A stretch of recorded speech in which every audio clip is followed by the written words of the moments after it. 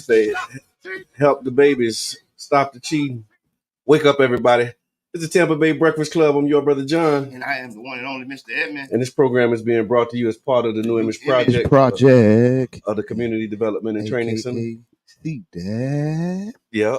And we want to thank y'all for tuning in and helping us to redefine what's cool. Which one is that? What's good, brotherhood? Hey, man, it's all good for those who love the Lord. And even if it ain't good, it's going to work out and be good. Because smart is the new gangster. And if you don't know, now you know. Baby, for real, man. Yeah, I mean, it's really all good, man. Being here at 99 Gems is a good thing, man. Community radio and being able to soldier and work with people like, Don J, man, Tony Charles, Sister Hughes, Super Dave, you know what I mean? And just a lot of the hosts. Adrian West been holding it down for a minute. Yes. If it ain't one thing, it's another. Yes, the Ray Tampa podcast is also done. Pledge allegiance to the truth. So you know what I'm saying? Oh, I'm honored. I'm honestly honored to work with such an esteemed group of not only forefathers of this radio, because I remember Sister Hughes. Yes, pioneer, man. Local legend for real. Yes, and big shouts out to the new school troopers. You know what I'm saying? That's right. Big shouts out to DJ Wynn, DJ Surefire. That be doing the ride out. That's right. B-Lo. Oh man, don't fall. B-Lo, don't fall. That's right. And these are urban. These are legends. Yeah. Big shouts out, like you say, Super Dave, the Four Horsemen. Yeah. Yes. 99 Gems Carefest Radio is a community broadcast community station. For real, man. Pastor Sykes, what's that state? Yes, the bishop is Dr. Yeah, that's right. Let me put some respect on it. Bishop, Dr. Manuel Sykes, man. Yes. Westlake State doing this thing. King Jab, the voice of the people. Z-Man. Yes. Doing this thing. Big shout out to the voice of the people. King Jab. Y'all also know him as Anthony Williams. He is a very, very powerful brother in the community. I just want to say big shout out because honor thy mother. There's a lot of things that went on. Oh yeah. King Jab was in the building. Man. Family fun days, man. You're really making it happen. Yes. Hey, Renee jumped right in, did her thing. I appreciate you. Tag them all. Tell them, wake up, man. Big shouts out to Renee and everything she got going on. Mad salute. Yeah. Big props, jumped in both feet, man. Yes. All in. Yeah. All the way. All in. And that's how I gotta be, man. That's how I gotta be. Just you when you find the door and you get in it, it's you run full steam ahead, man. You usually do. Yep. So this weekend, man, I went to a couple neighborhood cleanups. I seen it, man. That was good work. Yeah, Palmetto Park neighborhood cleanup, and then one at Tangerine Plaza. Man, you done picked up tons of trash throughout this city. Yeah, I have. I'm just gonna be the one. Right. I've witnessed tons, and I've not been there for tons. Yeah. You get what I'm saying? So man, shout out, big shouts out to you, because on the up and up, a lot of people don't know. You really in these streets, man. And I ain't just talking about, at the grass top or the high level, but I'm talking about all the way down to, the neighborhood cleanups. You know what I'm saying? I was just at Joe party. You was backed off in the cut. You know what I'm saying? I think at the gangster party. You was backed off in the cut. Working too. I'm working. I was working because we got getting commitments and all. Yeah, they coming too. They sending me notes saying, "Hey man, when the meeting?" I'm getting it. You know what I'm saying? It's like big shots out. Big shots out, because really, I think it's important for us to see, people like you, doing this. It was very important for me. Yes, sir. It was an eye-opening experience, and wow, things ain't been the same since. So appreciate you, my brother. No doubt, man. No doubt. And I think we did about it was maybe like 600 pounds this weekend. Every 600 pounds. It was like 600 pounds. A ton is 1,000. Ain't no 2,000. 2,000. But that's what I hear you. And then we was doing like light stuff and litter. So at one of them we did like 440, and then another one we did probably like another 150 pounds. It's nothing light about it. And, the city and certain parts of the neighborhoods look different. They do, because you and the team, because you keep it's huge. They working, networking. Shout out to Keeping Others Beautiful, City of St. Pete. I remember one time they put the big dumpster. We had to roll off at Tangerine Plaza Saturday, so. We had probably about 50 volunteers that came out. We're gonna have to get a roll. We're gonna have to get a roll off for all these people dumping in these alleys, man. Yeah, it's costing us millions of dollars to go around and pick it up. Well, it's gonna cost us $100,000, $90,000 to put these roll offs somewhere. I'm with that. You get what I'm saying? Yeah, and I understand the hard legal aspect of all this stuff, but the reality is the city is suffering from it. People picking it up and it's getting picked up by the big dumpsters and the big thing coming to pick it up. Yeah, and we can really centralize it. Yeah, just have a roll off and put it in certain spots. That's gonna lighten the load. Yeah, down the road, and them couple of $1 million that get spent doing that, can be spent somewhere else. Yeah. You know what I mean? Yeah, real deal. And the other thing I wanted to say about the cleanups too is just as an entry point for people to get involved. Yes, because a lot of times the you don't see the immediate impact of the work that you do. But that's why I like the cleanups. When you pick up that trash, you see it. You see it instantly. So it's like, what can I do? I want to do something. I want to make a difference in the community. Come pick up some trash. Man, immediate impact. And it's a humbling experience. Because I ain't gonna lie, you had me probably at my first cleanup with the same partners, with the rollaway, probably down there at the church or either down there at Mac's store. You know what I'm saying? And it was something special for me to walk through my own neighborhood. Right. And we picking up tons. Yeah. We resident, we counted. Yeah. You know what I'm saying? We picking up all this trash, and people say, hey, boy, what's up? What you doing? Yeah, we out here cleaning up, man. Thank you. That's right. Thank you. Go back around there and pick the ECU. Right. That's when you offer them a picker. Can you? And the other thing too, I was out there while I was walking. I ran, you run across brothers. They posted up, and so I was able to talk to 3 brothers that was out there, man. About the importance of voting. One of them said, he would vote, but he can't because he got a felony. So I was able to straighten him out. Let him know as long as his fees and fines was paid. That's right. What I mean? He was like, oh, I ain't know that, man. I ain't know. He was like, I thought since I had my felony, I can't vote. I'm like, nah, that changed, man. You could. As long as you got your, your fees. And he's like, I'm still working through that right now. Yeah. You know what I'm saying? But the other ones was like, yeah, we good. They didn't know that they could vote, man. That's good. So just being out there, being able to talk to the people is always a blessing, man. Yeah. Lots of holiday giveaways, man. Yeah. How you feel about them? What you So my first big shots out, and thank you to everybody who did something this weekend. Big shots out to Dominion Worship, JJ, Florida Rise, and Gabby. Y'all did a great job. I had a great experience. And not to Big Shots Store 727. They do it. They do it every week. So man. I don't want to never take nothing away from the need and the people who feel the need. Right. Although I do want to state that if you want to, feed me tonight, I would probably go to a pantry or go to a food giveaway.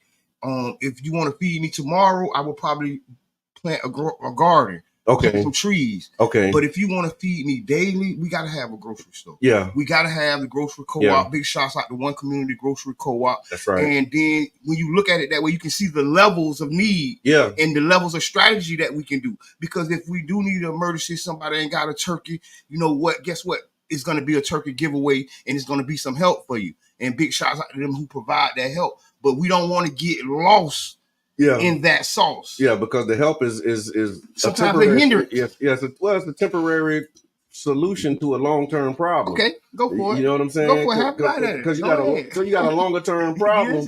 This is an immediate solution. Exactly that's what I mean. If you want to feed me tonight, that's right. We'll go to a pantry or emergency because that's gonna stop this rumble in my belly today. If you want to feed me tomorrow, we'll plant a tree. Yeah, right. But if you want to feed me daily, we gotta start thinking about the investment into the grocery co-op, right? That will also serve as an economic driver, in the community, not only just for food, a grocery store. Yeah, not only do we just get nutrition, but with a grocery co-op, we all are the owners. That's right.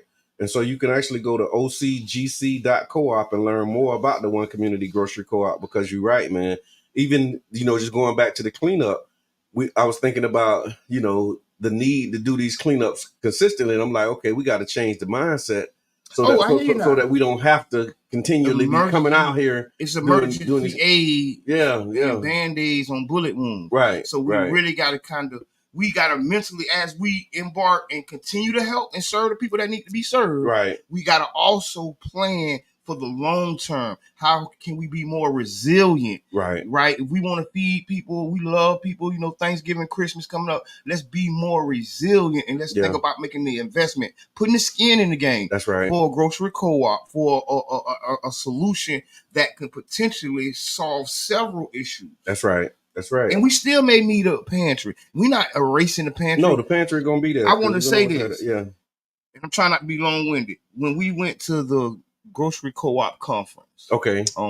Up and coming. The up and coming conference. Yeah. Big shouts out to One Community Grocery Co-op, Erica Hardison, the whole team. Yeah, y'all took a trip too. Y'all was Minnesota somewhere. Yeah, and it was so valuable. I took vacation time to go to this. Right. And it was so use your time off. Yes. To go to work. Yes. Roll my sleeves up. My sleeves rolled up. I rolled my sleeves up. And because really talk honestly, about giving up your free time for your freedom. Right. Yeah, we got to. Yeah. We got to skin in the game. We gotta make that investment. So really, I took my days off. We went up there and I learned one of the things they said is a pantry competition to the grocery co-op. Okay. This was a subject. Okay. And what they said is no, they're complementary. Okay, not competition. And see, that's why I get that. Well, if I want an emergency meal, I'm gonna go to the pantry. I ain't got no money, but now I got some money. I want to go to a grocery store that's not gonna rip me off for my money, right? And gonna have healthy options. That's right. It's complementary. They're not one against the other. That's right. You get what I'm saying? It's not one or the other. It's all of the above. Yeah, because you're providing food for the community. Yes. That's what time it is, man.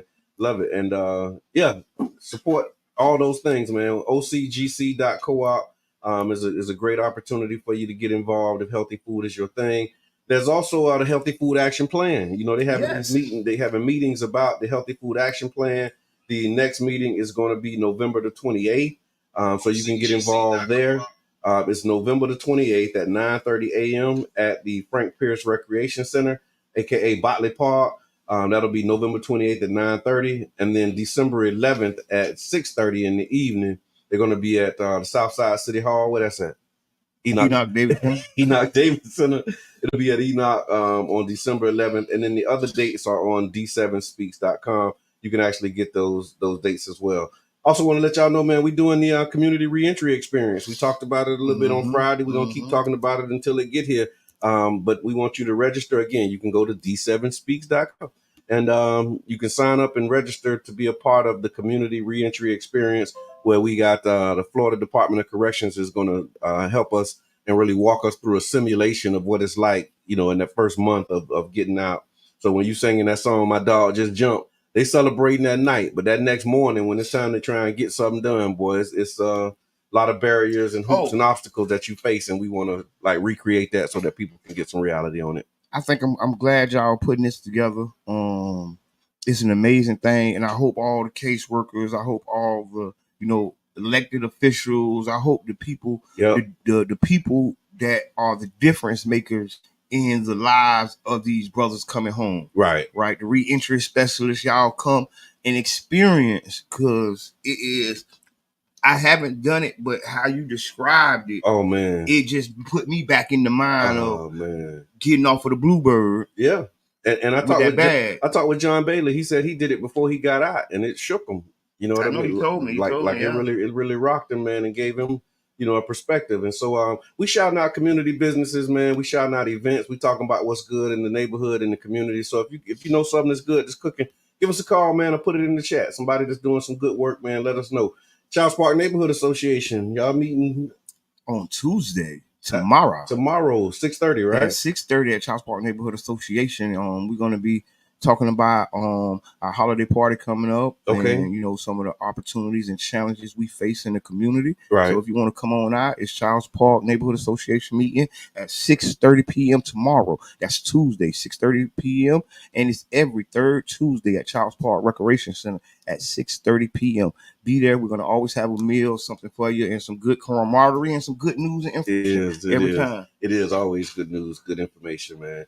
Also, Pinellas County residents, you can voice, your voice can shape the future of our transit system. Join PSTA's Community Bus Plan Survey at bit.ly.envisionpsta, and you can share your ideas on their ideas wall. There's input your input matters. And so basically saving the date, y'all, save the date for the public workshop on December 12th at Enoch Davis Center 1111 18th Avenue. And there's a way that you can register as well. But yeah, they're talking about how to develop the 5-year transit plan, and they're asking for public input. So we're going to keep pushing that out. Again, you can go to D7 Speaks, and you'll be able to get a lot of those links. You can also go to our Councilmember Muhammad's Facebook page, and you'll be able to see how you can register for some of these public info sessions and really tap in, man. I got a story about that. Okay. Big shots out to Nathan and the whole USF young team. Right. They advocated for veterans to be able to ride the bus for free. And veterans are riding the bus for free. So you see that new policy, yeah, but you don't know about the USF students who advocated that from the beginning to the end. Right. So I just want to say big shots out to them and that it works. You know, it's a small example, but it shows But it's a big impact. It shows you that it works. Yeah. It works, and it may not be small to that veteran who get on that bus for free. That's right. So I want to, big impact. Big, huge. So big shots out to the Nathan and the rest of the USF students. They were honored at City Hall with the mayor one of them days. So big shots out to them. Oh yeah, that was a couple weeks ago. Yeah. Yes. So big shots out to them because you can do it. It's really out there. Let's get it. That's right. And the city of St. Pete also has recently released a comprehensive renter's guide. And so there's a renter's guide. It's a resource that was developed as a part of the strategic repurposing of existing roles within the Codes Compliance Assistance Department. So what they did was they actually took a couple of the Codes Compliance officers that would ride around and do citations. They flipped it and have them doing outreach now. So if you have an eviction or you face an eviction, they have some community service officers that are going out. Basically what we was doing during the pandemic. They took exactly what we were doing in pandemic, and they turned it, they repurposed 2 city jobs to recreate the program that we did during COVID. Impact. Yeah. Big impact. Yeah. And so they're going out letting you know. But, the work continues. So if you are dealing with it, again, you can go to D7 Speaks and download the renter's guide on that the city put out. But it gives you like from top to bottom, like if you're looking for a place, how do you what you need to look for, how much of your money you should spend. They actually got like a checklist so that, when you're doing your inspection, you know what to look for, when you're doing your first walkthrough and all of that stuff. So it's a good resource, man. Valuable tool. All right. So would you rather? All right. Would you rather, and y'all put y'all information your response to this in the chat. So would you rather live to a ripe old age with little excitement or lead an adventurous but short life? So I'm kind of happy with the life that I'm living. I don't want to do too many hypotheticals with the would you rather. Okay. So I'm thinking I would rather be in the shoes that I'm in. Okay. Continue to live your best. A little excitement, a little not, a little in, a little out, and I'm happy. Just a little bit in between. I'm all right with the ups and downs, twists and turns. I got my seatbelt on, so that could be considered adventurous, or that could be considered excitement. But sometimes it goes slow and it ain't fun. It's just you just there, and it's all right with that too. Ripe old age with little excitement, or an adventurous but short life. That is an interesting question for today. Put it in the chat. What you think, y'all?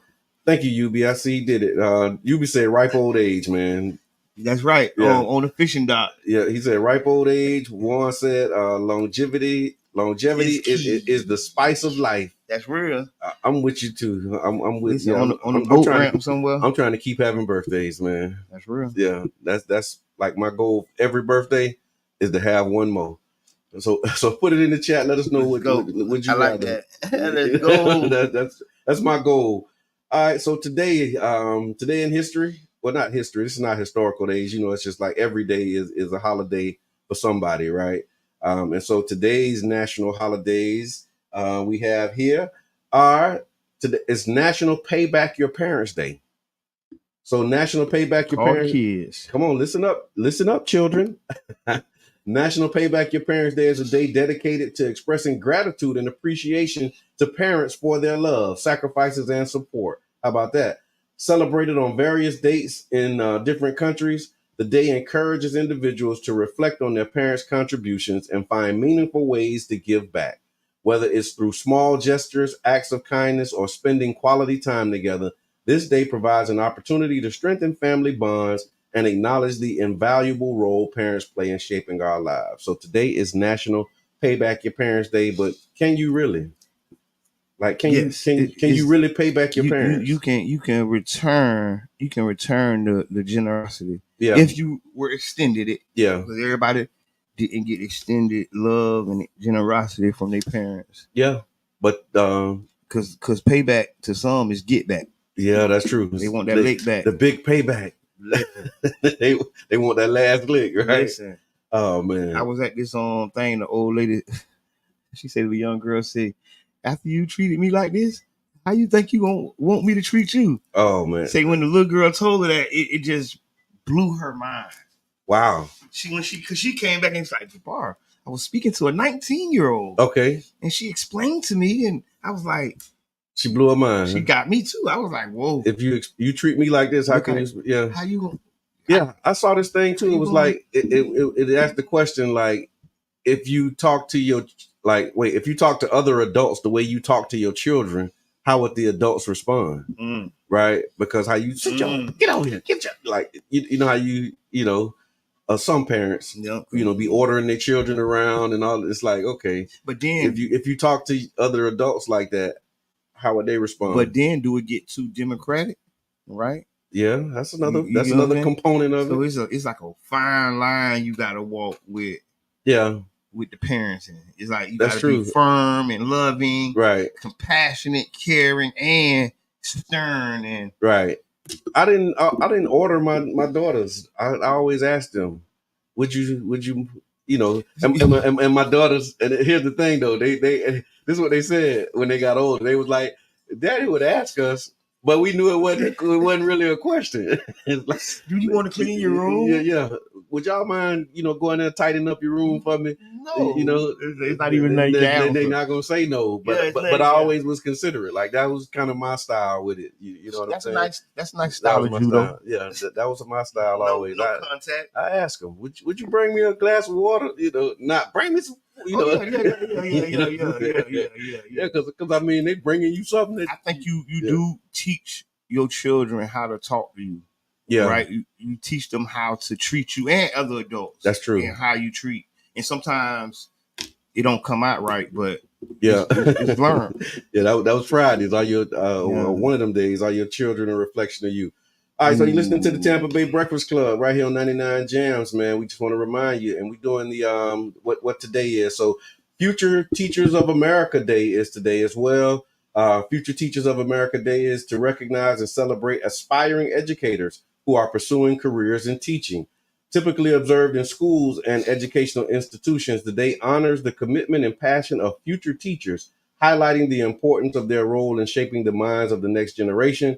Activities on this day often include discussions about the teaching profession, inspirational talks from experienced educators, and events to encourage students to consider teaching as a rewarding and impactful career. I used to want to be a teacher growing up. I really like my teachers. Yeah. Yeah, I had some good teachers. Not all of them. Okay. But I had some good ones? Yeah, I can't remember all their name. Me either. I remember Miss Brown. Do anybody remember Miss Brown? What school? See? You got to start with a school because Brown is a common name, man. That's like that's like Miss Smith. She lived on Fairfield. She used to live on God bless her because I think she passed. Okay. She used to live on Fairfield right in front of the GTE building, AT&T. I know you're talking about. Yeah. I remember because she was like one of them teachers that really like shook you. Mm-hmm. Yeah, I remember Miss Robinson. I remember Miss Robinson from Osceola. She was where was Miss Robinson? Everywhere. Yeah, she was everywhere. But she'd be walking. She'd be walking in the neighborhood, man. Still be walking too. I used to see her every now and then. But yeah, I had some I was good bad. teachers. I was bad then. Yeah. Sorry, Miss Robinson. I was bad. By the time she got a hold of you. Boy, we was tough. Future Teachers of America. Man. Big shots out to teachers. Yeah, because I really like teachers.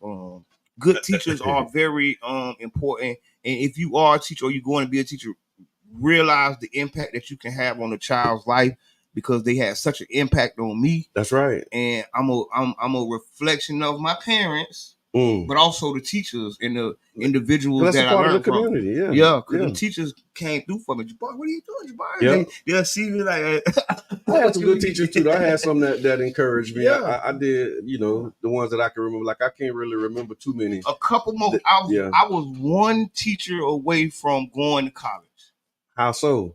You get what I'm saying? Yeah. So from, let's say, elementary to middle to high school to like that sophomore, senior. Right. I didn't catch that teacher. Okay. To give you that bump to push you. That was like, you know what I'm saying, eye to eye. Yeah. You know, and that's true. I was one because they do like hand you and keep you moving through. Yeah, when it's done right, you know, sometimes it's kind of cohesive. Right.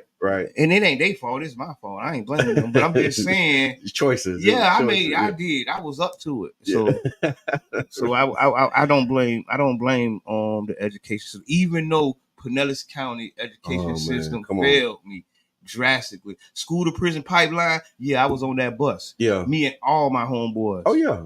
No, I was on it too. But some people get off on the some exit. people get off. Some you find a stop, you get off, you open the back, don't jump out. You know what I mean? But that pipeline was real and it was moving. And it was moving fast. When historic in our like youth went to prison from Pinellas County. Schools. And especially like our generation when we talk about like the 80s and 90s generation and then that war on drugs piece and component of it and that 94 crime bill and all of that stuff that went into like crafting that. That was our generation, man. The super predator myth. They thought we were super predators. All of that. Yeah. And I remember hearing you say like when you look at who the super predator is. Yeah, it wasn't us. They didn't miss the target, they just missed the aim. Yeah. They weren't aiming at the right group. Yeah. And you would have focused on the group that was really the predators, we would be a safer community right now. Real talk, man. All right, last one on this one. Name Your Computer Day. So Name Your Computer Day is a lighthearted observance that encourages computer users to give their electronic devices a personal touch by assigning them names. Celebrated by tech enthusiasts and casual users alike, this day recognizes the close relationship many people have with their computers and the sense of companionship they provide.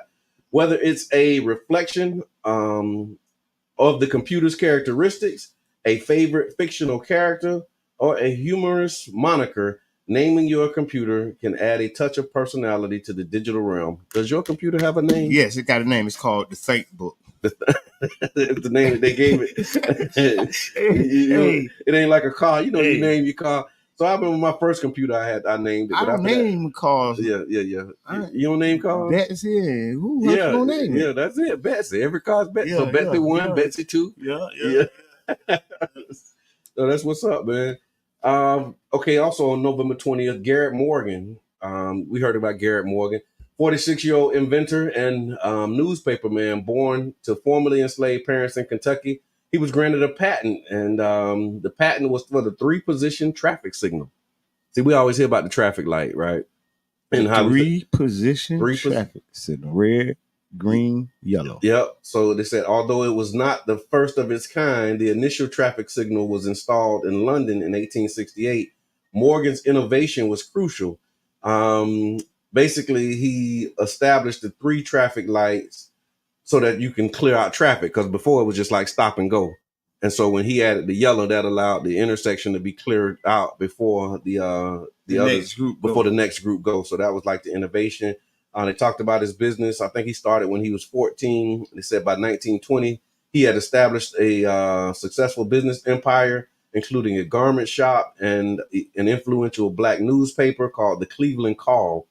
Witnessing the chaos. By 1920. That's when okay. He was born 1920. On November 1923 is when he did it.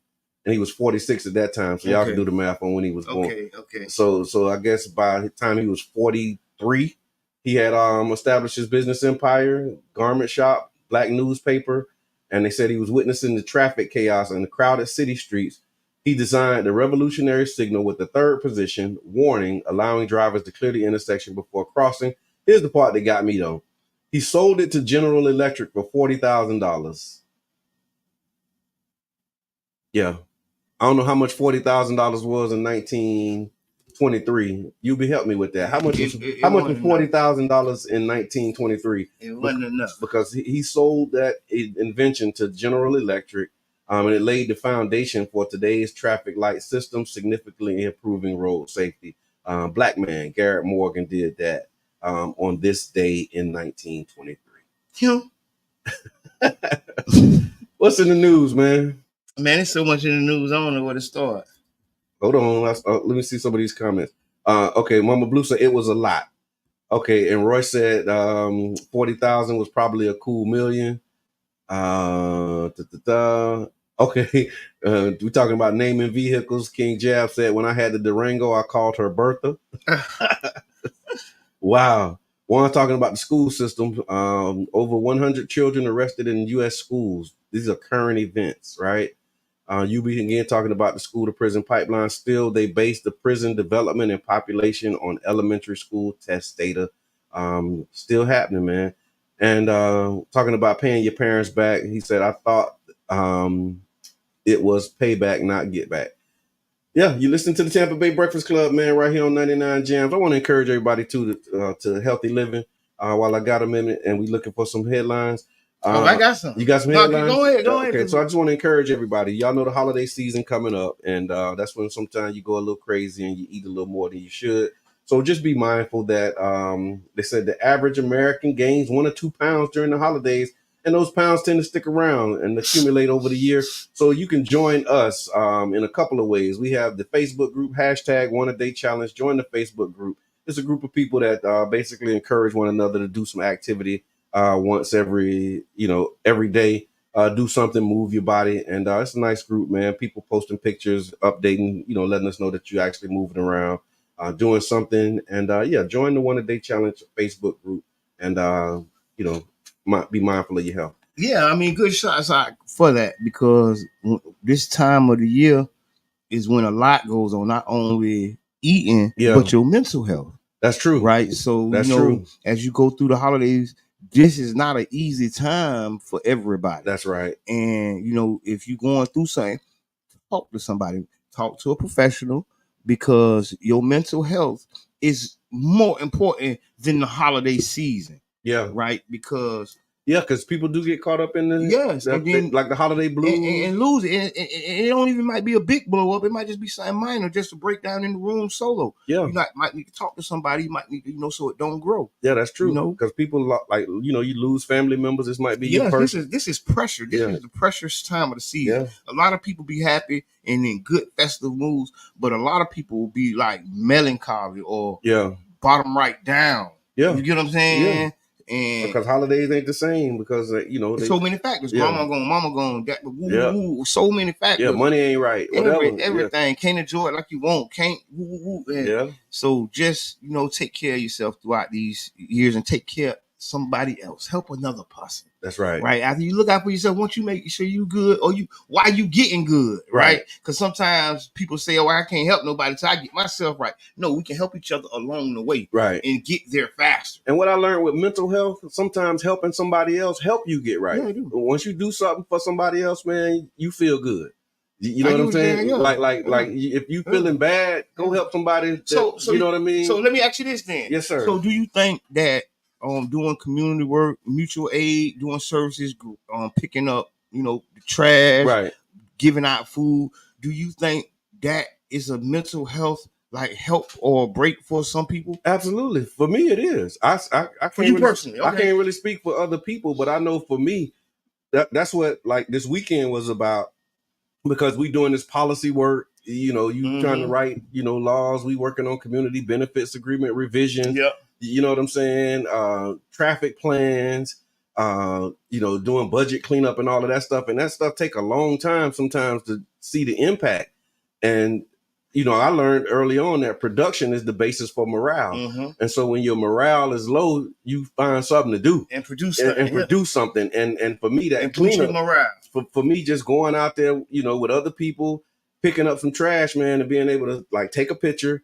And this is before, and then 15 minutes later, you can see the immediate difference. Like for me, that helps my mental health, and it's also fuel to keep going. Like, okay, some of this other stuff may take 3 years, 4 years, 5 years, but this is something I can do right now in my community, help, and make a difference.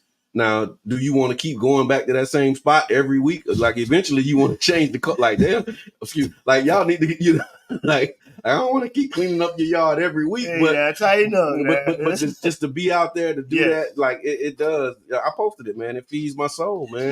That's why. That's why I wanted and it is mental health. That's why I wanted to bring it up, because some people be looking for ways to get out of the rut. Yeah. And looking for, I just can't figure it out. Maybe come volunteer, help give out some food. Yeah. Come help pick up some trash, right? Come run a sign-in sheet table. Yeah. Just tell, hey, sign in before you come in. That's it. You know what I mean? And just I find it rewarding. Yeah. And it's been rewarding for me.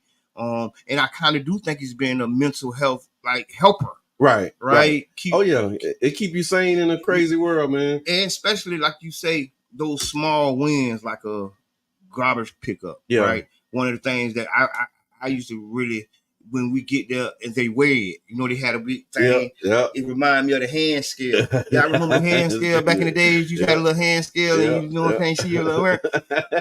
That's what they use when we be picking up the trash. A little more sophisticated. Yeah, it's by the hand scale. It looked just like it though. Yeah. And, we almost did a ton. Right. We did 900 pounds.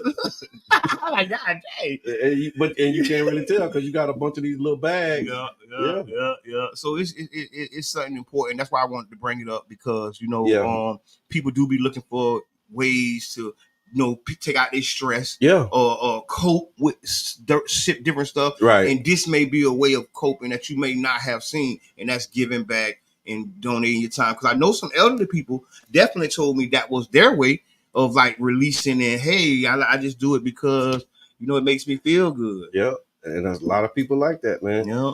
Community engagement at its finest, y'all. So you got some headline news, but we're going to end up taking a break. Yeah, I'm going to take a break there. Because I want to talk about this. There's Florida prisons. We were talking about it earlier with the reentry simulator. Also, the school to prison pipeline. There's a debate right now over air conditioning in prisons. We want to talk about that. There's a report about Tampa. I ain't going to spoil it. I'm going to tell you what they're saying about Tampa, but it ain't good. We're going to talk about that a little bit. And we still riding right here, man. We rocking and we rolling. Again, it's the New Image Project, man. Okay. Image is an acronym for information, media, arts, graphics, and entertainment. And the whole point of the New Image Project, one of the main points, is to redefine what's cool. Okay. Like really understanding that, the things that we grew up a lot of times thinking was cool wasn't cool.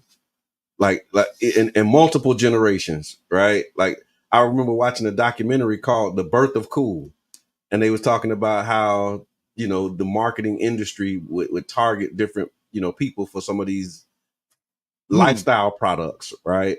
Like cigarettes was a lifestyle product. Yeah. And they were saying how the guy, one of the pioneers in marketing, he basically put a bunch of women in a parade with cigarettes, and instead of calling them cigarettes, he called them freedom torches.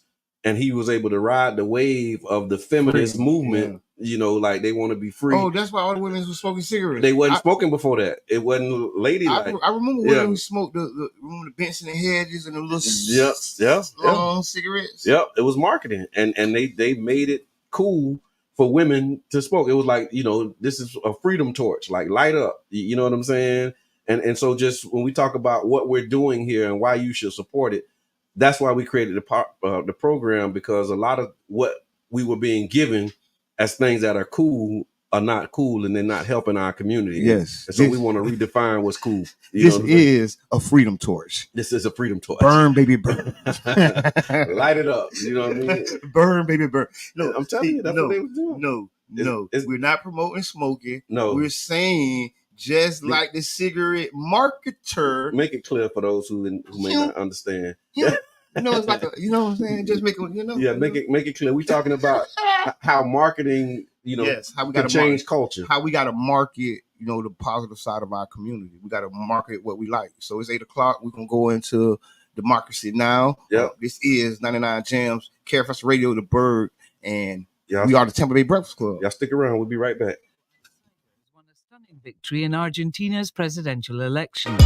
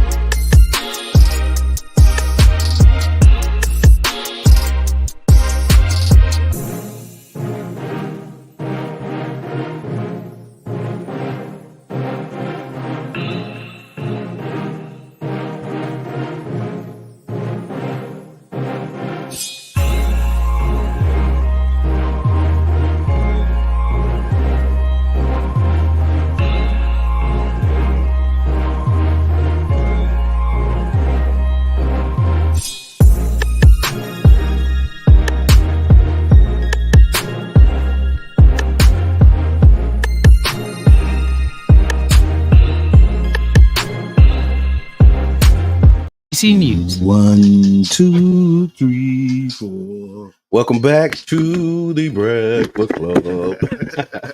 Welcome back to the Tampa Bay Breakfast Club. I'm your brother John. And I'm the one and only Mr. Evan. How y'all doing out there? And this program is being brought to you as part of the New Image Project of the Community Development and Training Center, aka See That? See that? Yeah. And we'd like to thank y'all for tuning in and helping us to redefine what's cool, because smart is the new gangsta. Bigger baby. And if you don't know, now you know. No. Amber Robinson, good morning. You talking about smart as the new gangster. Shout out to Amber and Raphael Robinson, man.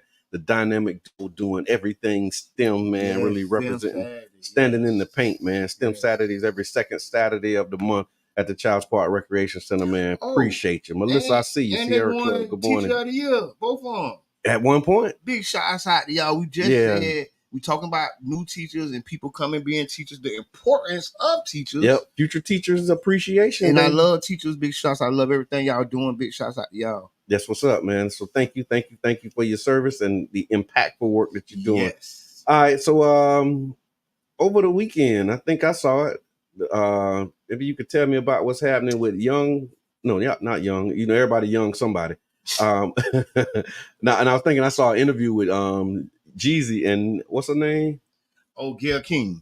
No, not the Gail King one. It was him and what's the sister? Is it Sanaa Lathan? No, I know you're talking Nia about Long. Yeah. Nia Long. And they had a good interview too, so that was on my mind too. I appreciated that. Yeah, we need to talk about that because Jeezy kind of personifies smart as the new gangster. He really does, man. You know Jeezy and you know where he come from, right? And to where he's at now, that's a big up to young Jizzle. Yeah. Shizzle. For real, man, and being open and transparent about mental health and how you navigate and move through it, man. I think that was real powerful.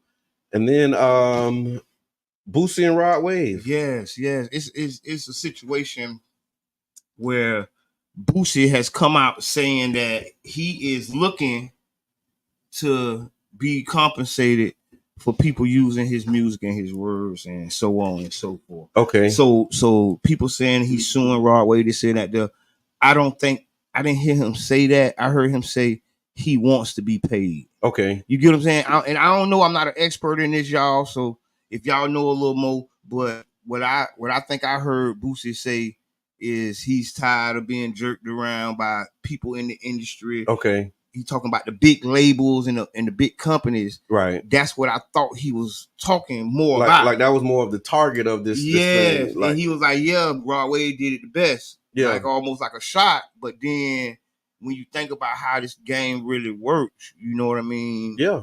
And I want to see how I go. Yeah, because sampling, the hip hop was built on sampling. Yeah. Right. And everybody ain't getting sued though. Yeah. People got paid without the lawsuits. So right, people into agreement. But I want to just take a minute and step back when we talk about hip hop history and contextualize this, right? So when we talk about break dancing, it's overdubbing.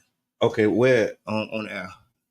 Okay. But yeah, according to okay. Super Day. Okay, got you.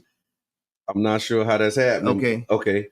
All right, but yeah, so at any rate, the history of hip hop. So it was like, you was the break beat, you using somebody else's beat, and then you start rapping on somebody else's beat, and then eventually, as it started to grow, they was like, "Hey, say something about the words. I want to be compensated for you using my beat." Yeah. Then if you like using the hook, they want to be compensated for using the hook. That's how they got Luke. Remember Luke Skywalker? Mm-hmm. Luke Skywalker Records. They sued him. He actually won a lawsuit too. He used the satire defense. Yeah, so that's the same thing. Pretty woman. That's the same thing like Weird Al Yankovic. Okay. Remember he got sued by Michael Jackson for Eat It instead of Beat It. Yeah. And so it is, and then there's so many more that never make it to trial. Right. Because they work a deal out and it'd be like, okay, here. Right. You know what I'm saying? Stand down. But the thing of it is with that particular defense is they changed some things. So they didn't use, they wasn't saying beat it and they wasn't reading lyric for lyric. Yeah, it's like parody. Yeah, they was like, it was like a parody of it. If you remember, just think about the whole No Limit push. At night I feel like yeah. they he hit everybody up. Yeah. You get what I'm saying? So and then I wonder if he cleared them samples. Yeah, some of them he paid, some of them he didn't. You know, it's like true. You know what I mean? It's like when it come, you know? Right. That was another big one that they talk about is Hard Knock Life and Annie. Yep, he worked the deal out so anybody can use it. So anybody could use it. You know, so every deal can be worked out so many different ways. Right. You know what I mean? So that's where, kind of stand with Rod Wave and Boosie. I saw a clip on Instagram where they played his song and then they played Rod Wave's song, and it was like, yeah, that's word for word. Word for word. That's easily one of my favorite songs on the new album. Okay. I really Long Journey is like really one of my favorite songs. Okay. So I do hope the boys come to a agreement, you know what I mean? Right. And then step out like bosses, because they bosses. So yeah. Just go ahead and handle it without having to, harangue and go through whatever they gotta go through. Yep. King Jab say Boosie should call D-Lane or Big Bo. It could be have figured out easily. He losing points for running to social media. And see, that's what I was saying too. But in my mind, I think dude just frustrated. He catching cases. You know, he having different lawsuits with different artists. So he already got these lawyers on retainer. Yeah. You know what I'm saying? And you just like trying to find something else for them to do. Because you paying them. You paying them. And the real thing, I think Boosie has been using like the internet and like Vlad and all this more than any artist anyway, really. Yeah. This has been his way of doing it. I think that's what's kept him from being canceled, is he really leveraging social media and using, his platform. Because I would say because he's sending people to his, platform. Like he got his own website, he got his own way that he, that he distributing his movies. If you want to buy a Boosie movie, you got to go to his platform. Like he really on some independent stuff. And social media has been a real big part of how he's been driving that traffic. And see, that's what he's saying too, that the industry is blackballing him. Because he's not playing. And he's not getting records with these big artists. He's not getting the placements and the things that come with having that status. Right. So I think dude just frustrated and just trying to, business on business. That's what he said. He was like, I appreciate it. It look good. He giving them their flowers. Like he see it as, what they say, imitation is flattery. Listen, I'm glad y'all doing it, but I need to be compensated, for my creative expression. It's a mad salute. It's like, I don't think it's nothing like bad about redoing a track that you love. Right. You get what I'm saying? I think that's good. That's what hip hop is. Yeah. So it's just a moment to step back and really reflect that show business. Yeah, you got show and business. Yep. So you got to do the business side of the show. Yeah, and that's what I took from the whole dialogue and the conversations. Like, okay, y'all tripped up on the business on this one. He right though. You know what I'm saying? Yeah, right. You got to make some calls, and he might not know who to call, but yeah, but you can. It's a way you can navigate and move that. Hey, how y'all doing today? Right? How y'all doing? Yeah, can I speak to little Barbara? This is Shirley. Need to have that conversation, man. All right, so Florida's prisons. Yeah, man. This. So let me say it. Yeah, get it right. Florida's prison system, the nation's third largest, is facing a hefty bill of $6.3 to $11.9 billion over the next 2 decades for maintenance, modernization, and handling a projected surge in inmates. I wonder what the projected surge in inmates is all about. In a Senate panel review, a fraction of this, $582 million, was earmarked for air conditioning across the 85,000 inmate system. However, Senator Jonathan Martin, I think he's from Fort Myers, questioned whether it was necessary, suggesting the funds might be better allocated to improve salaries and benefits for correctional officers. Currently, 75% of state prison housing lacks air conditioning, y'all. 75% of state prison housing lacks air conditioning, a fact that consultants from KPMG tasked with devising the prison system's master plan acknowledged. The move to install air conditioning not only aims to enhance conditions, but also reduces the risk of potential lawsuits arising from the inadequate cooling of inmates. As the debate heats up, the state faces critical decisions on the future of the aging prison infrastructure, starting with whether or not to spend $582 million on air conditioning. Million or billion? Million. 582 out of the 11.9 billion that they need in on AC. On AC, yeah. Let's talk about it. So the Florida prison system is really hot, just to come off and be honest.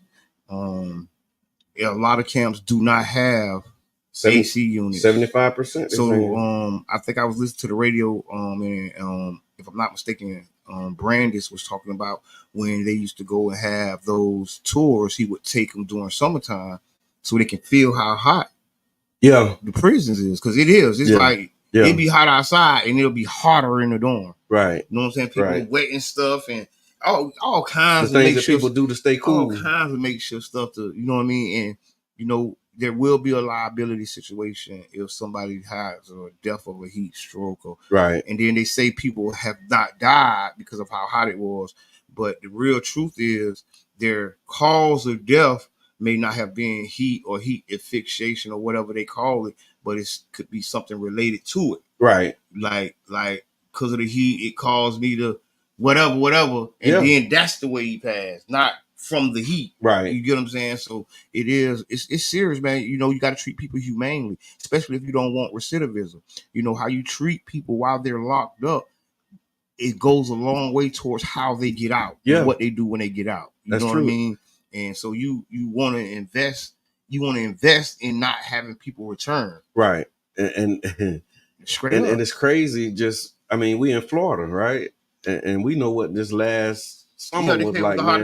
It's like the hottest summer ever. And, you know, 75% of prisons, like for me, that was alarming. I thought that, you know, it was like a couple prisons that just was like isolated. You know what I'm saying? Like, okay, this particular prison, they need to tighten up over there. But when you think about three out of 4 prisons don't have air conditioning. I'm going to tell you how it be. So like the guard station, I have AC, and so they inside the guard station in AC while the whole dorm is like fans. Okay, you get what I'm saying? Right, so right. It's not something for the faint or the lighthearted. It's definitely somewhere you don't want to go. Right. We got a caller. Caller, what's on your mind? But hold on, go ahead, caller. Go ahead. I was gonna say bad conditions in prisons don't stop people from going. So that's what people in their minds think. Oh, that we gonna make it so bad that you ain't gonna never want to come back. But no, that's not a deterrent. That's just treating people wrong when they get there. Right on. Caller. And that, good morning. That I went to like a little conference and like it was in the 90s at the Bureau of Prisons in DC. And that was one of the arguments that they was making, that hey, if we leave it messed up, then they won't want to go back no more.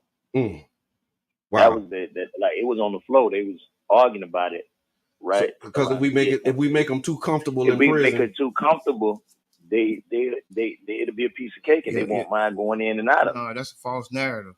Yeah, but I'm just saying that's one of the arguments that was being made by the people who ain't never been to prison. Who ain't never been to prison. People who ain't never been to prison, who ain't really had no people that been to prison. That don't stop nothing.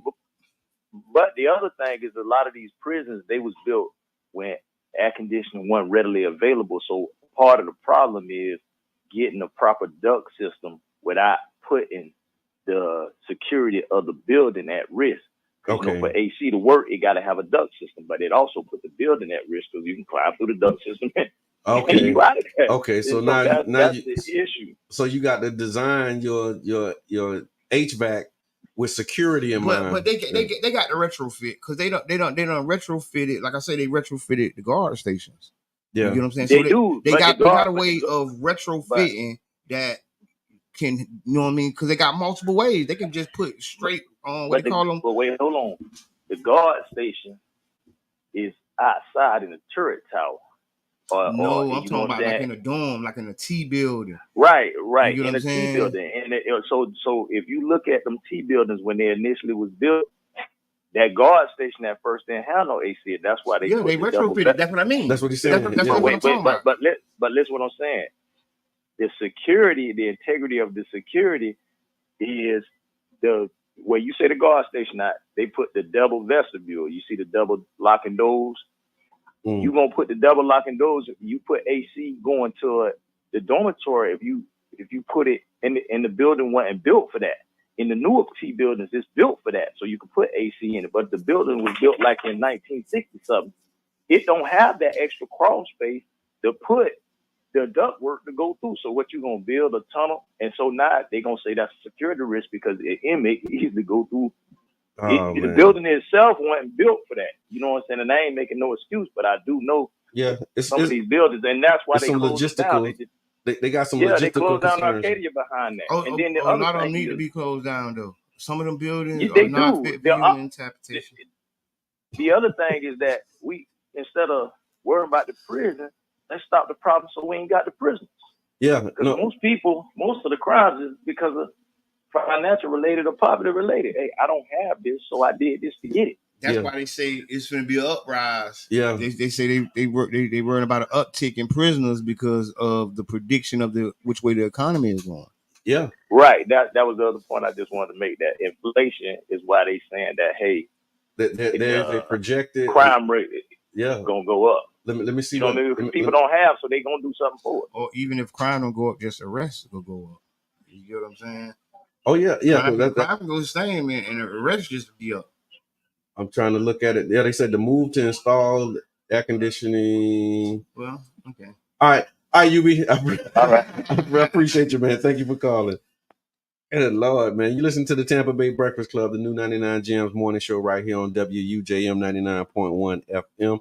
Carafesta Radio, man. If you'd like to support, you can give a donation or you can sponsor a show, man, by going to 99gemstheberg.com, give a donation. You can also send them some stars. I want to give a shout out to Margaret. Thank you, Margaret. She sent us some stars this morning and consistently supports the Tampa Bay Breakfast Club. So I appreciate all that you do. Domino, Florida said requiring air conditioning should be a number one priority by state representatives. Yes. You would think so. But again, you see that they're debating whether or not they should do AC or if they should improve salary and benefits for correctional officers. Another point that UB made up when he talks about how some of them have been retrofitted, or built, that may be the 25% because they're saying 75% of them, are not. Or that 75% ain't prisons themselves. It's just pieces of the prison. Okay. You know what I'm saying? So if you go to a facility and it's 100%, 25% of the facility got AC. You get what I'm saying? That's the officer station, the doctor office. That's the double clicking on it. Okay, when you get down into what that 25%. Yeah, it don't mean that a facility has no AC. 25% of But you get what I'm saying? In your imagination, then there's 75 with no AC. No, it's the building. Yeah, and then there's sections where the inmates. Yeah, there's no AC, but then the other places and parts of it have AC. And they said Florida is the third largest prison system in the nation. Yeah, they be locking them up. Man. This ain't no joke. Good Lord, man. It's a business. So check on your people if you got people in prison, your people, man. And again, come out to the reentry simulation. We're doing that December 12th at 2 p.m. at the Center for Health Equity. We're doing a panel discussion at noon, but on December 12th from noon to 4, y'all just save the date. And come out, man, because we're gonna actually do a reentry simulation. Now we're not gonna simulate the no AC situation. We're gonna simulate what it's like for somebody coming home from prison and what they have to experience and what they got to do and the time that they have to do it in. And so we encouraging y'all to come out, man, participate if you can. Again, that's December the 12th at 12 o'clock at the Center for Health Equity. I saw this article too, man, that said Tampa is the roachiest city. Tampa takes the crown as the third roachiest city, and roachiest meaning like most roaches, according to some survey. Let me just read it here. Tampa residents, brace yourself. You gotta be talking about St. Pete too. I guess so. There's some roaches. Some roaches in St. Pete. But they said in the cars and purses. You got roaches in your purse. Lord have mercy. They come out the car. They come out the car. So Tampa residents, brace yourself. Your city has claimed the unsettling title of Florida's roachiest spot. Wow. According to Pest Genome's latest list, Tampa secured the third position nationally in homes showing signs of cockroach activity over the past 12 months. The creepy invaders are not only the only ones thriving. Tampa also ranked 6th in historical average of scorching days and 22nd in pest control workers per 10,000 households. It's a trifecta of roach-related challenges that residents are grappling with. They said living in the sunny city has its perk, but it seems that the warm climate has brought about less than welcome consequence. So yeah, Tampa, they said, is the roachiest city, man. And I know we saw we was getting reports from canvassers on the other side of the bay when we was doing housing work and outreach, and they was talking about the conditions that a lot of people was living in, and having roach infested places was one of the biggest concerns that was coming up too. Was just pest. In addition to trying to stay in the place that they was trying to stay in had a lot of roaches, and so it's been validated, confirmed, not just with the human eye, but it's actually it's confirmation that Tampa is one of the roachiest cities in the state of Florida, man. Yeah. What you watching, man? What's going on? I'm watching UB say roaches are better than rats. Okay. Would you rather, huh? Anthony Williams, you can't put no car seat in my car. They are roach motels. Car seats? Car seats. Car seats are roach motels. Car seats, purses, anything that the roach can transfer. See, they mission is quite like ours, to travel and move forward. You know what I'm saying? To stick around, right? And get around. Yeah, stick around, get around, be around, survive. And when it's hot, they trying to come inside. Is that what that is? They trying to get in the house, man. What's in the news, big brother? Oh man, it's a lot of news, Brother John. Where do we start? That's what I'm asking you. Did you see that the ex owner has been, I don't think they canceled him. Elon? Yeah, Elon Musk. Okay. Because of his tweets and his posts. Okay. And they are like, it's a movement telling people to stop buying Teslas. Oh wow! Because they say he was sharing defamation, anti-Semitic. Yeah. Okay. Thank you. Okay. And then they said I saw something like that. Yeah, he had. You know what I'm saying? He be sharing the stuff he be sharing. So on the up and up, and the man like, hey y'all, it's whatever, man. I'm gonna share what I want to share and do what I want to do. So he on some free speech type stuff. He really that's why he bought the thing, because he said put it because they was censoring, and then that's why he put all the people back on. Right. Did he put the minister back on? I don't know. I haven't seen it. Or the minister ain't go back. Nah. Okay.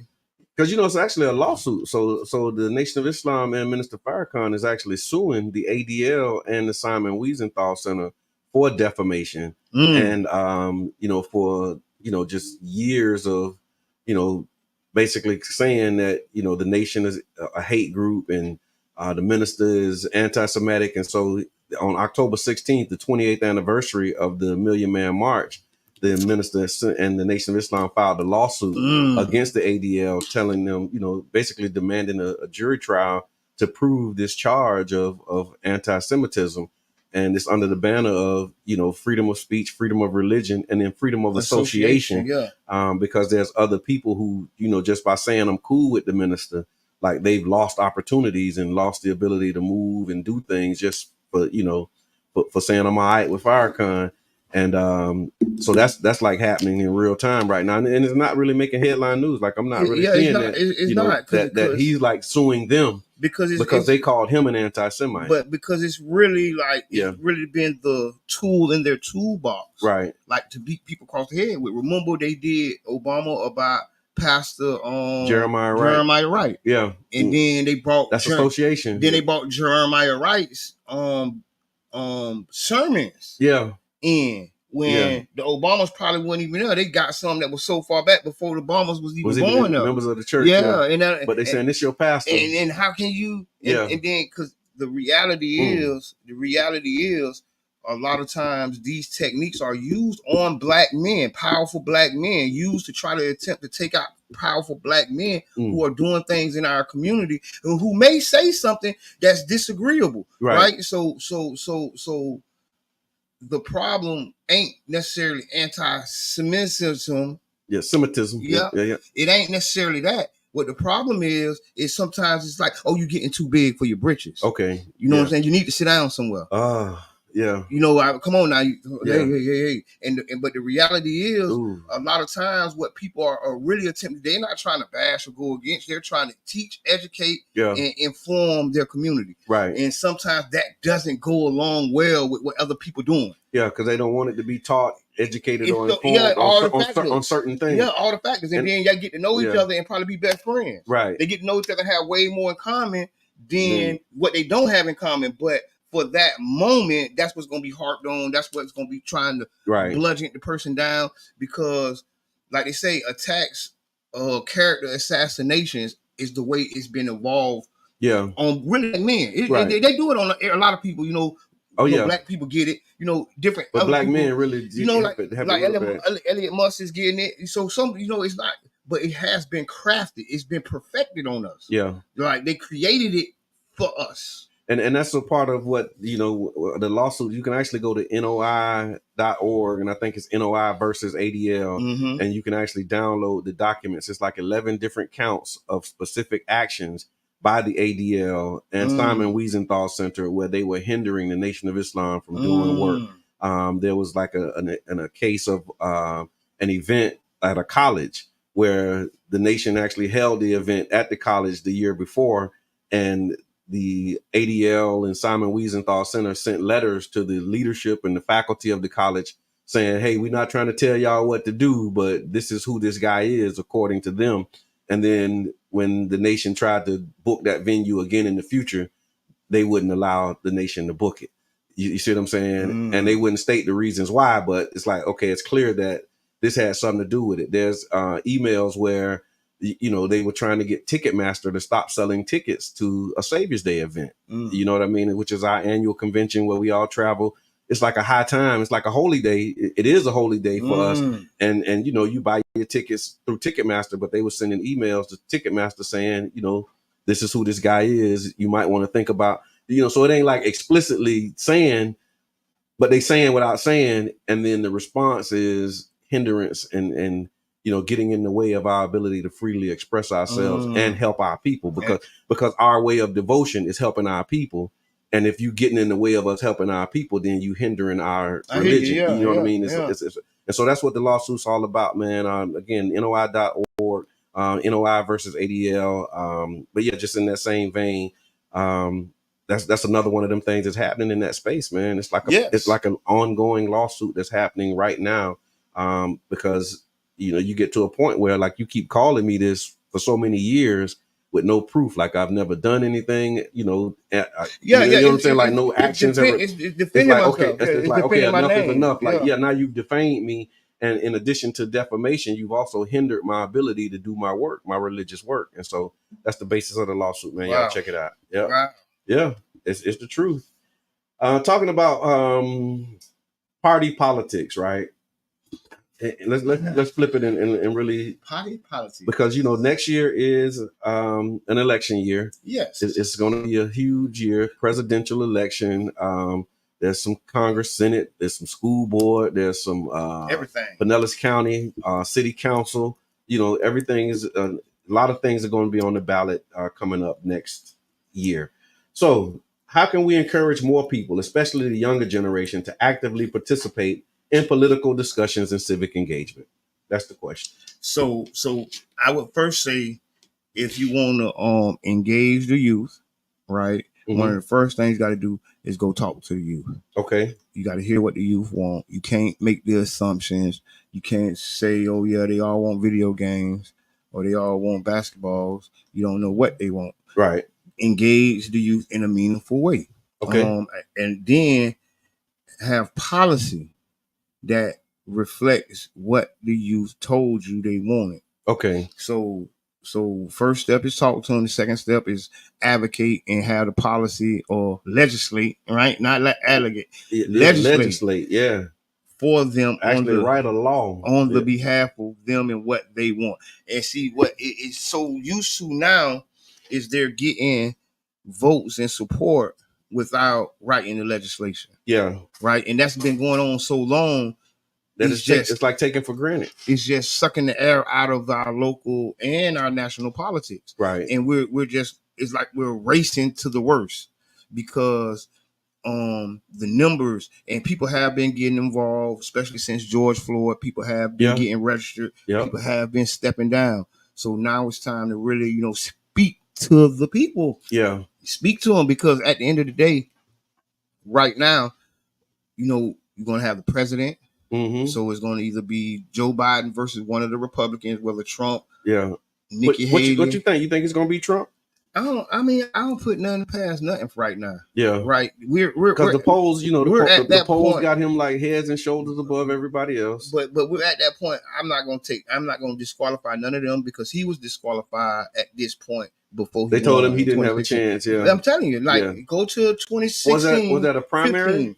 Go to 2015. They had them wrote him off. Go to 2015 and look at this time before the 2016 election. Right. He was very down bad. He was kind of like, Ron, he was kind of. I like your. He was down bad. Yeah, he was down bad. He was. He went and won one of them things, Iowa or one of them places. That's what kind of shot him. Yeah. He went to winning mode. So, but what I'm saying, the polls was they missed the mark. We're at a point in time you can't write nothing off. Yeah. Coups, assassinations, economic downturns, earthquakes, bombing. You can't write off nothing that's going to happen between now and the election day. Wow. So you just got to right now, you got to be informed voter. Mm-hmm. Don't just vote for the president. Right. There's going to be a huge ballot, especially here in Pinellas County. Oh, yeah. Right. So we're going to have ballot parties. We're going to have to make sure that you're registered for your mail-in ballot ahead of time. Yeah. We're going to have to make sure that you're registered. They changed the laws on that. Yes, there's a lot going on. It's moving fast. And,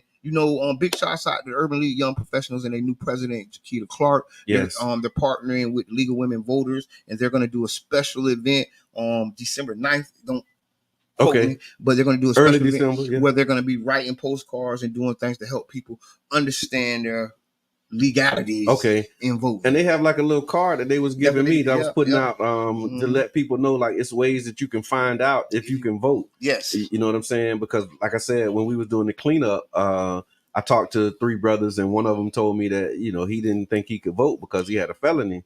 And I was letting him know that the law has changed, and as long as his fees and fines was paid, he'll be able to vote. And so he was telling me that he still got to sort that out. But there's also groups that are helping settle up fees and fines. I remember FRRC was doing that as well. They was actually, you can apply to have your fines and your fees paid. Yeah, big shouts out to Florida Rights Restoration Coalition. Desmond Meade. They were nominated for a Nobel Peace Prize. Oh wow, if I'm not mistaken. But yes, and so they were also doing the postcard thing at Enoch Davis Center. Okay. I remember we did them too one year. I remember we were sending them from SEIU, I think. Yeah. October they did it. So it's going to be so much more coming up. Because what you do, you send out the card, and people know they do like pledges to vote. And but this particular card is kind of informing you of what to do about your status to vote. Okay. You know what I mean? Because there's a lot of questions. And a lot of people that's true. Don't know what question to ask. Right. You feel me? They don't know who to ask it from. I just got a call from one of the homies. People trying to get their rights restored. Trying to figure out how to get records expunged. Yeah. Because some of this stuff isn't common knowledge, and it's meant to be that way. Yeah. So don't feel away or don't feel bad because you don't know. Because you don't know. Yeah, it's intentionally hidden and buried so that you don't know. Yeah, they bake the cake like that. Yeah. No, that's right. So encouraging people, especially younger generation, to actively participate in political discussions and civic engagement. I think that also speaks to not just voting, but when we this is what you talked about, the gangster party, and the conversation that we was having there is that a lot of these decisions, we think about democratic process, right? And the democratic process, we usually just think about the ballot, going to your precinct, knowing your polling location. But in a lot of these community meetings, there's democratic processes that's determining what your street gonna look like. Like, what's your traffic plan finna look like? What your neighborhood is gonna look like? What your block is gonna look like? What services you get? What services you don't get? How they do sidewalks? How they do roads? Like, these things are determined in a lot of these small community meetings.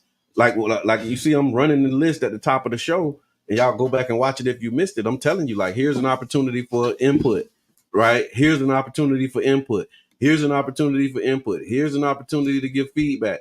Like, in those spaces, decisions are being made that never even make it to your ballot. So what I want to do is I want to highlight that people don't know that these decisions and a lot of this stuff that's happening are being made in these small meetings.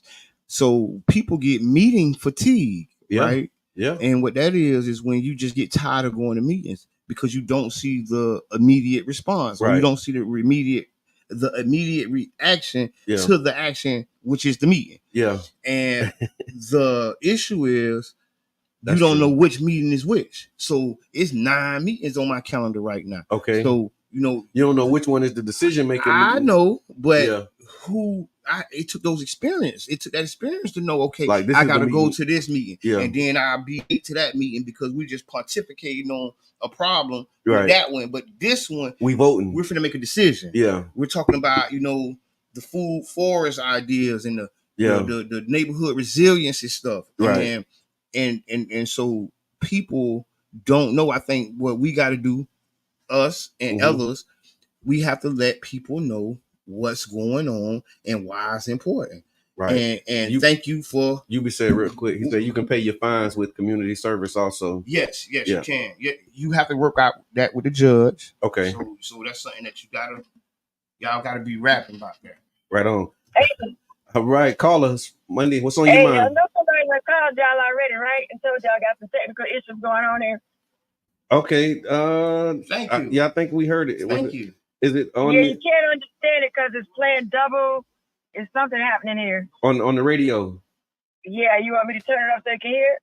No, I thank you for the call. Thank you so much. Okay. We're gonna see if we can navigate this. I gotta turn somebody else because I can't understand it. It's double. Okay, gotcha. I got you. What's happening? Thank you so much. All right. All right. Look, we got our off-air production. The community support for the Tampa Bay Breakfast Club is unmatched. So if you and your family join Tampa Bay Breakfast Club, we're every Monday, right, Wednesday, and Friday here on 99 Jams Cara Festa Radio. The bird. And it's probably gonna say that twice on the outside. So and I want to say because back to what you were saying about participation, getting the youth involved, and community members and more community members involved. One of the important things that we're going to have to do, we're going to have to get out and show them that this works. Yeah, it's like a part of our duty, right?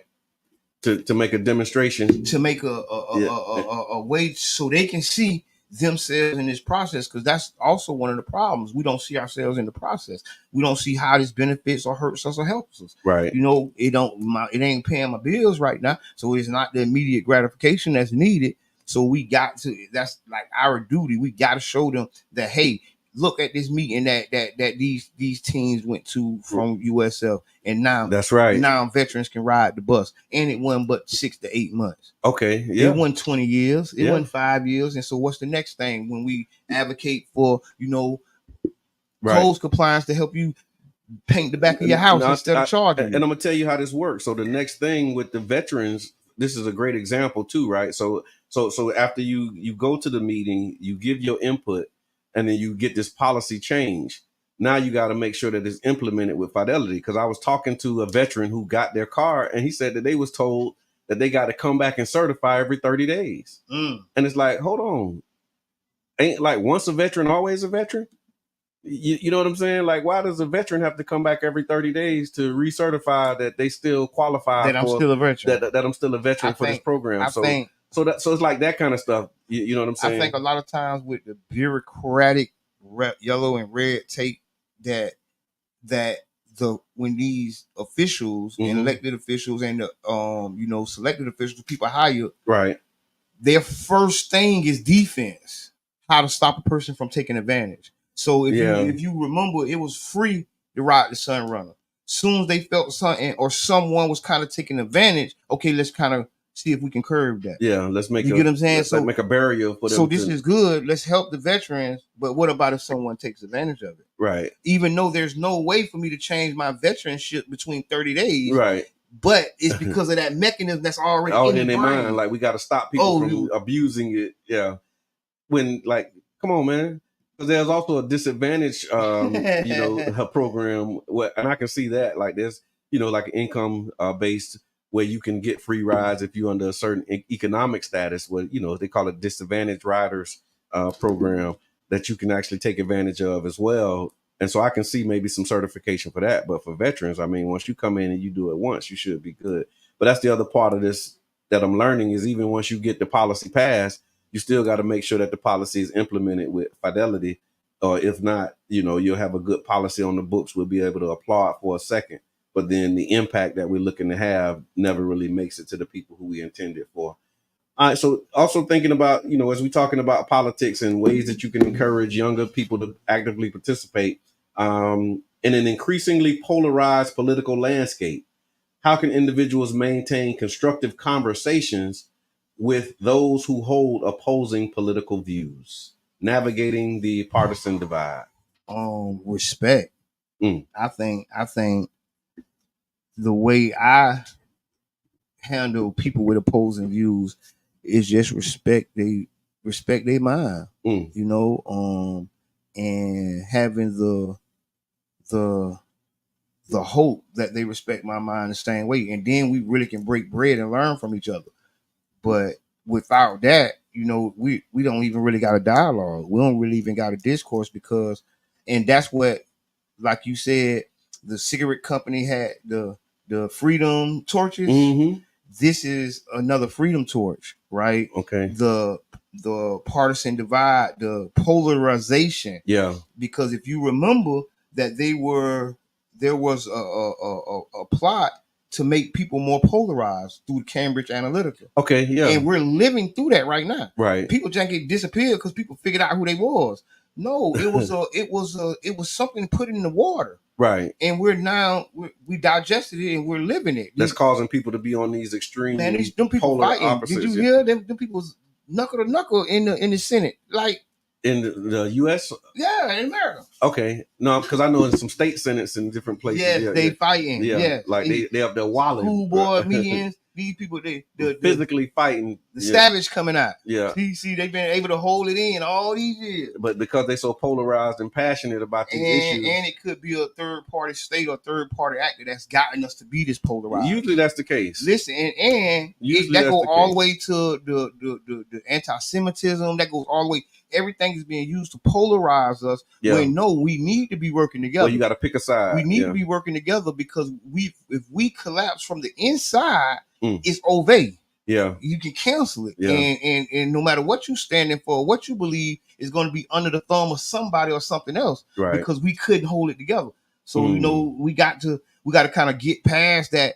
This is I don't like what you like, or you don't like what I like, and it's like, no, man, yeah, that's too much. No, I like what you said about respect. I think that is that goes a long way, right? And I got this thing where I talk about everybody has a right to be right. Like you wake up and you want to be right. I want to be right. So let me listen and hear what you're saying. I don't have to agree with you, but at least to be able to get an idea of like how your mind working and how you get to this conclusion. Exactly. You got to have a conversation. And I'm finding that a lot of people don't even, you're not even willing to have a conversation with somebody who you immediately perceive as different or other than you are. And you know what? It's in us, but it has been produced. Yeah. There is investigative studies who've shown that there was intent to use social media, to use the news, right, to polarize us. And then we look at us having these polarized ideas and can't self-regulate. Can't say, golly, you know what? They got me. Yeah. You get what I'm saying? You can't like recognizing that you're in the matrix. Yeah, it's like, man, they got me. It's different rules in here, Neo. Yeah, I wasn't this mad before. Yeah. Now I'm that's this true. mad. And really we're coming up on Thanksgiving. We're gonna have these conversations at home. Yeah, that's right. It's the time to talk politics. Your family come together. It's time to talk politics or not. Yeah. And really, honestly, depending on how your family structure is. In the Black community, we need to have more conversations about politics in our homes. Yeah. At our family functions. Yeah. So that we're not so blindly running to the next thing, that we kind of have a foundation. Right. Because if you don't understand it by now, you're either in politics or politics is in you. Right. It's one of the two. Right. You ain't gonna get one without the other, because everything we do is political. Everything is around politics everywhere. From the gas in the car to the grass in your lawn. Yeah. If you got grass, right? Yeah. Because and if you can have grass or not, right? Like, for real, that's a political decision. Is you smelling something when you walk outside? That's in politics. That's a political consequence involved, and we be on the bad end of that stick. So let's get on the better side of it. Let's move. You said have open mind and have open dialogue. Yes. Well said. Having individual or small group conversations with youth regarding political issues. Yes. Encouraging them that their solutions are achievable, can help them get involved. Well said. Neighborhood solutions. Yeah, that's right. And the other part about this, I guess this question, it says, how can individuals maintain constructive conversations, right, with those who hold opposing political views? Yeah. The key word is constructive. And that's what I was meaning too, because one of the best things that we can do as people is have these conversations. Because if we don't, there's no way for us to overcome the obstacles that's in front of us. Right. That especially the obstacles that we got to do together. So there's some things we have to do alone. Some things I must do, some things you must do. But then there's some things that we must do together. Right. And then those things that we must do together, we can't really get together. We got to get it together. Yeah. You know, and it's going to be around politics. It's going to be around the stuff that we don't want to talk about, or the things we may disagree about. Right. You get what I'm saying? Finding a way to healthily still work together. Even though we have those disagreements. And that's that open mind space of it as well. And you know, we talk about constructive. I think really understanding when you have shared views and similarities, like, of course, you're going to have people that you disagree with, you know, probably 99 things, you know what I'm saying? And it make it very difficult to operate and work with them. But if you can find that one thing that you do agree on, I think that's another one of the ways that you can have a constructive conversation. Yes. But it also, again, I think it starts with, you know, understanding what the motivation is, what the intent is, because that makes a difference, right? Like if you intentionally trying to like bam me, and I know you intentionally trying to hurt me, it's going to be hard for me to have a constructive conversation with you about, you know, not hurting me, if like that's your intention. But then if it's like these are your ideas on how you're going to make life better for people, and I happen to be in the way of that, then let's talk about what that looks like. But again, not really being considerate and mindful of the impact that the decisions that we make is where a lot of this stuff goes off the rails. Yeah. You know what I'm saying? Because it's like, okay, you think that's a good idea, but somebody who's on the other side of that, like, oh, you thought that was a good idea. Like they thought locking everybody up was a good idea at the time, except the people who was getting locked up. You know what I'm saying? And then you build a whole industry around locking people up because somebody's saying we got a problem, and the way that we solve this problem is by just locking everybody up. So how do we reconcile those things? Because those some of the barriers that split us up right now, still to this day. Right? There's still rooms that people won't go in because of that. Because of that they policy, were on the other end of that lock them up policy. Oh yeah. And now they out of prison at home and really can't stand to look the people in the face. Yeah. And so how do we reconcile that? That's a good question. I think that's, you know, you start with the individual, you know what I'm saying? like well said, you know, small groups. Like you start with these small group conversations and you work through it. You know what I'm saying? Because it's trauma. A lot of that stuff is trauma. It's unaddressed trauma. It's unaddressed trauma. Like, yeah, I can't stand to see this person because I know what you did to me. You know what I'm saying? And it's a politician.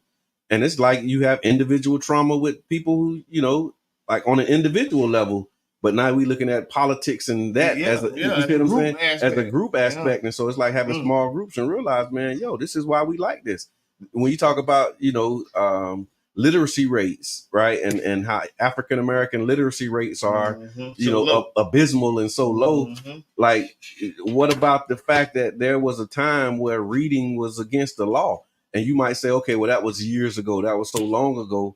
But if you don't even introduce that as something to think with, right? Yes, when you don't even have that in the equation, it's not in the equation. Like, it's not even on the table. So like, you're never going to get reading was illegal, illegal for not a decade or two. It was 310 years where it was illegal and punished. And it was more years illegal. It was more illegal. It was illegal more years than it's been legal.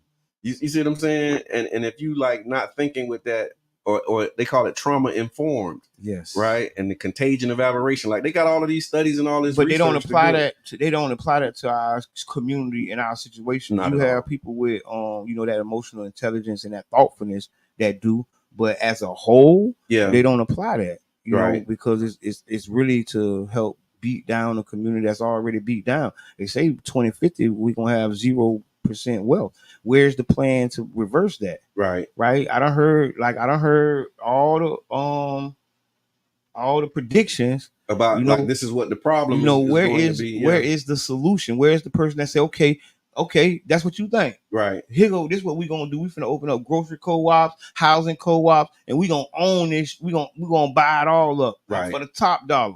For the top dollar. Don't worry about it. We don't want a deal. Yeah. Like, you're right. Like, having those conversations about solutions and not harping and focusing on the problem. But you get what I'm saying? I posted it a while back. It's like, instead of screaming at the darkness, you got to bring a light at some point. Like, you can't just keep running around saying, hey, it's dark in here. It's dark in here. Like, what you got? Like, do you got a lighter? Do you got a candle? Do we got, like, how can we bring a light to this situation? When you can't bring the light, you must be the light. Be the light, my child.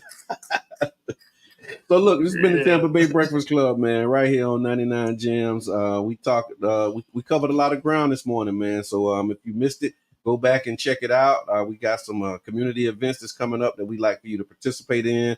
Lots of opportunities to get engaged. If you want to know how, you can go to D7, D as in David, 7, the number, speaks. I'm realizing I got to say that now. D7speaks.com, man, and you can tap in. There's lots of ways that you can get involved. There's some public info sessions that's happening. There's some neighborhood association meetings going on. We're going to be planning some more of these neighborhood cleanups. Like, we really out here in these streets, man. If business is your thing, we got the 49th Street business work that's happening. We also going to be coming down 18th Avenue, working with businesses over there. We're going to be on 5th Avenue, working with businesses over there. We've been going to school. So if school is your thing, we're creating space for that. Like, there's a way you can volunteer, get involved. We're going to host some mentor trainings. Like, we really we really doing a lot of things, man, based upon what we're hearing from, the people out in the community. And so I definitely appreciate the continued support.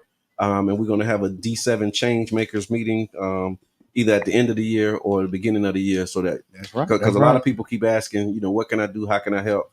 Go to D7 Speaks, hit that volunteer button, and there's several ways you can volunteer. We're gonna plug you in, and you can get involved, man. It might not be working with me directly. It might be working with a cause that you love that I'm loosely affiliated with, but it's a good group of people. He might send you this way. You know what I'm saying? He might send you this way. They might send you back. Of course, I'm gonna send you to Mr. Edmond because he's doing some amazing things. Yes, we getting the work in. I'm telling you, man, real deal. I want to give a shout out to Sandra Davis on her podcast, Business Talk Podcast, on Facebook. Sharonda Davis. Okay, my bad. All right, you missed the urban. My head, not my heart. Right. Hey, Sharonda Davis Talk Podcast. Yes. They're gonna have Talisa Conyers and Latasha Edmond. Big shout out to Latasha. Yeah. 22nd and Tech on this Tuesday at 6 p.m. That's Business Talk Podcast.